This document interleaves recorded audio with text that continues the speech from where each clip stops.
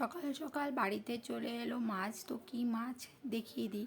যেহেতু আগামীকাল আমার শনিবার, তো সেই জন্য আজকে যেটাই রান্না করব সবটাই করে ফেলবো, ফ্রিজে রাখার কিছু নেই। তো লটি মাছের পরিমাণটা আজকে অনেকটাই বেশি, তো দু রকম করে রান্না করব। দু রকম করে রান্না করব ঠিকই, কিন্তু এখন একটা রেসিপি আমি দেখিয়ে দিচ্ছি আর একটা পরের ভিডিওতে দেখিয়ে দেবো। তো লোটে মাছটা কেটে ধুয়ে পরিষ্কার করে নিলাম আর একটু লেবু রস লাগিয়ে রাখলাম কিছুক্ষণ। এদিকে একটা মশলা বেটে নিয়েছি আর কড়াইতে পরিমাণ মতো তেল দিয়ে পেঁয়াজটা ভাজা বসিয়ে দিয়েছি। দিয়ে দিয়েছি একটু টমেটো আর এটা দিলাম আদা রসুন বাটা আর দিয়ে দিচ্ছি জিরে, ধনে, গোলমরিচ আর শুকনো লঙ্কা বাটা।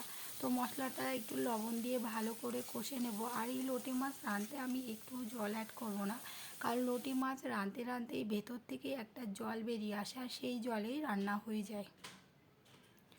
যেহেতু লোটে মাছ আমি ভাজবো না আর যেহেতু এর ঝোল হবে না, সেই জন্য তো এইভাবে ঢেকে রাখবো। আর লোটে মাছটা এমনিতেই গলে যাবে, কারণ খুবই নরম মাছ এটা। তো এইভাবে রান্না করে নিলাম আজকে মাছটা। তো মাছটা আমার রান্না হয়ে গিয়েছে। নেক্সট কোনো ভিডিওতে আবার দেখা হবে। কেমন হয়েছে আমার কমেন্ট বক্সে অবশ্যই জানিয়ে দেবেন।